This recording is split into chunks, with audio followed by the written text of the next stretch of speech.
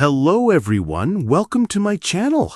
I hope everyone is having a wonderful day. The golden late summer sun filtered through the oversized windows of the Ripa Manhattan apartment, casting long shadows across the kitchen. The scent of strong coffee lingered in the air, mixing with the faint aroma of toasted bagels. Everything looked picture-perfect, like an Instagram post with the saturation dialed just right. But inside, the atmosphere was tense. "Mark, I'm telling you, it's happening whether you like it or not," Ripa said sharply, her usually peppy morning show voice replaced with the tone of a woman who'd reached her limit. Mark Consuelos, equally fit and equally stubborn, leaned back against the marble counter, arms crossed. He gave her that look, the one that said he was trying very hard not to blow a gasket. "Kelly, they're still our kids. You don't just throw them into the fire." "They're adults," she replied, enunciating every syllable. "Two are in their 20s, and the third one is practically there. You're treating them like they're still in diapers." "Because they act like it," Mark fired back. "Lola just bought a puppy, Kelly, a puppy. And who do you think she called when it wouldn't stop crying at 3 a.m.? Not her roommate, not her boyfriend, me. I had to FaceTime her and sing to it like a lullaby." Kelly almost burst out laughing, but caught herself. This had been brewing for weeks now.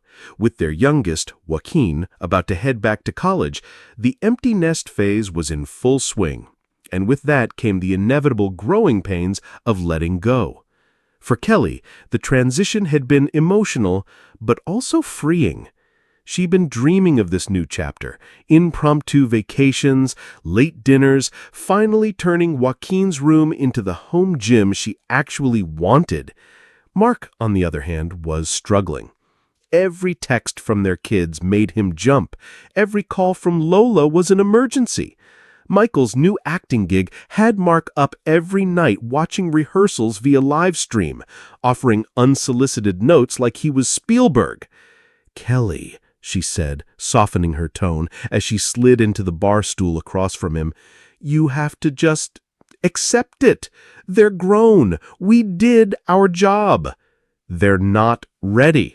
"No," she said gently, "you're not ready." Silence.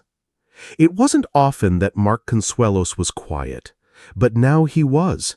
He stared down at his coffee, swirling it slowly. What if they mess up? "They will mess up," Kelly said with a smile, "just like we did. Remember when we eloped in Vegas with no plan, no money, and matching fake leather jackets?" Mark smirked. "We looked good, though." "Speak for yourself," she said, laughing. "My bangs were a war crime." A beat. "You know," Mark said, finally meeting her eyes, I miss being needed." Kelly reached across the counter and took his hand. "You still are, just not in the way you used to be. It's our time now." He sighed, still reluctant, but there was a glimmer of surrender in his eyes. "Fine, you can turn Joaquin's room into a gym." Kelly gasped, clutching her chest in mock surprise. "Is this what compromise feels like?" "But," he added, raising a finger, "I'm keeping the karaoke machine in there non-negotiable." "Deal," she said, sealing it with a smile. Later that night, as the city lights twinkled outside and an empty hallway echoed softly with memories, the couple danced barefoot in their living room to an old Enrique Iglesias song. Parenthood didn't end, it simply changed shape. And sometimes all it took to navigate that new terrain was a little clashing, a lot of love, and learning when to just accept it.